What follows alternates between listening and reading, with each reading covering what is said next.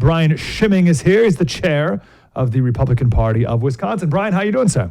We're having a good week, Mike. It's really been a good week in Wisconsin. President Trump was in on Tuesday, which was also primary election day here statewide.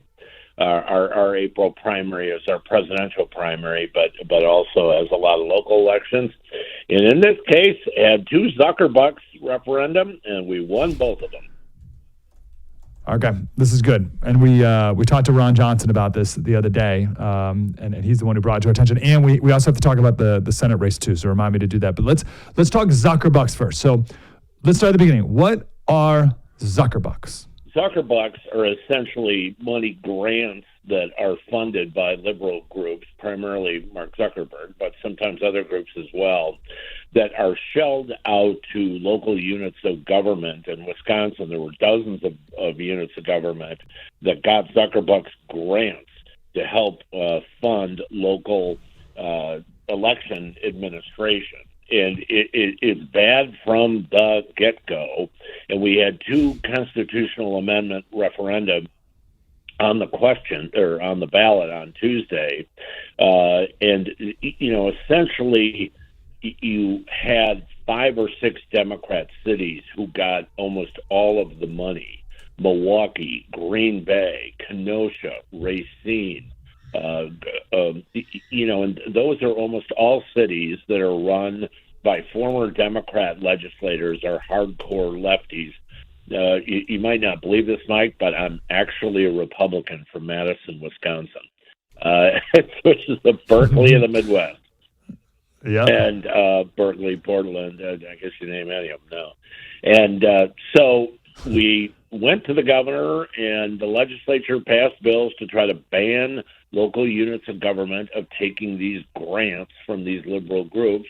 Of course, the governor didn't want it, vetoed it, and so we had an option under state law in Wisconsin that the legislature could pass resolutions in a couple concurrent sessions and go immediately to the ballot. And so that's what we did, and we were victorious on Tuesday.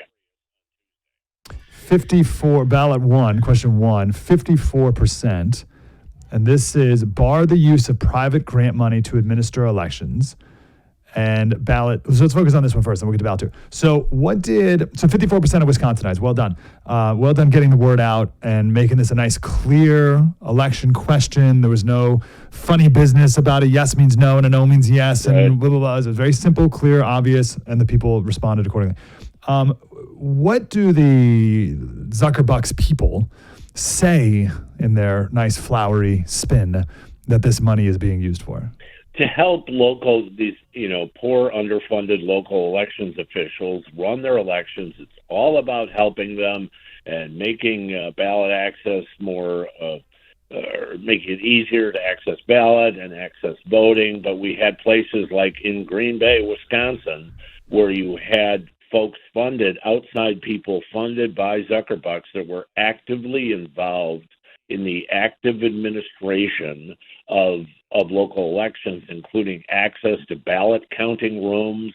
And it was really, really bad. And we have a bad Democrat mayor of Green Bay, Wisconsin, and a city clerk who was his appointee, and they essentially handed their local election over to these people.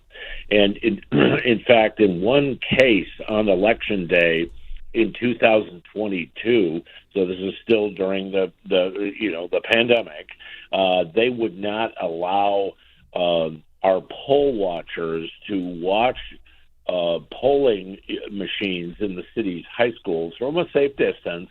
They wouldn't allow it and moved them out of there. We went to Brown County Court, which is the county that Green Bay is in, and got an injunction against the city and forced them to allow those people back.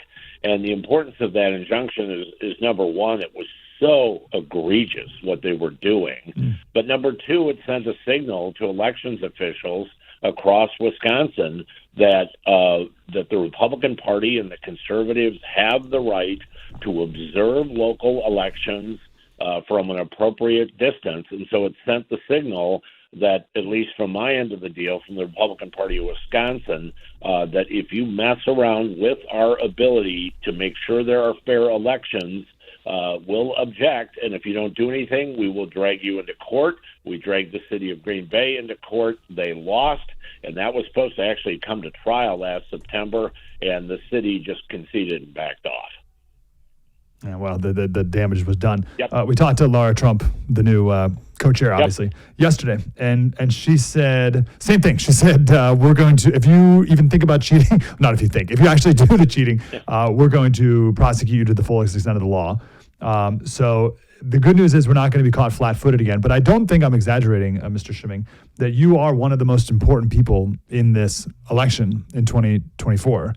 I truly don't think that's an exaggeration, because Wisconsinites have to be on this time, like ahead of the game, right? Are you? Yeah, I'll agree with the second part. I'm not sure I'm one of the most important, but I'll take it. But to your point, I mean, Wisconsin. I mean, here's an example, Mike. Wisconsin has had 12 elections in 24 years. We're a little bit less than 6 million people in the state. We've had 12 elections in 24 years in this state that have been decided by less than 30,000 votes statewide. That's unbelievable. That's unbelievable. Like 2020, the 2020 election was 20,000 votes. 20,000 votes. Yeah, I mean, you look at Ron Johnson, who you've had on, great guy, a good friend of mine in the parties, and he got elected by this past time, by less than 27,000 votes. We had a candidate for Secretary of State against Doug LaFollette, as in the great-grandson or a relative of Fighting Bob LaFollette. There's been a LaFollette in office in Wisconsin in 3 different centuries, and she only lost by about 7,000 votes statewide. So Scott Walker lost by less than 30. So we've had a lot of close ones, and it gets to your point. Wisconsin this year is not one of 50 states. It's one of 5. The truth of the matter is this gets down to 5, 6, 7 states, and if these states are not on their game on poll watching, poll working, election integrity, we had an active war room for a couple of days this week. We processed dozens of complaints and solved them through that war room. But I'm just, Wisconsin, get this, Mike, Wisconsin has almost 1,850 local units of government for voting. We recruited 5,500 poll workers by last November here in Wisconsin. Last November here in Wisconsin. In Wisconsin, you have to recruit them by the year before the election year. We recruited 5,500, a modern record. We had 1,000 of them deployed yesterday for a much smaller election. So I'm just sending the signal to clerks statewide, wherever they might be. Look, we want to work with you, but we are going to do everything imaginable to enforce the law. And if that means working with you and calling and resolving a problem, we'll do that. But if that means saying we'll see you in court, we will see them in court.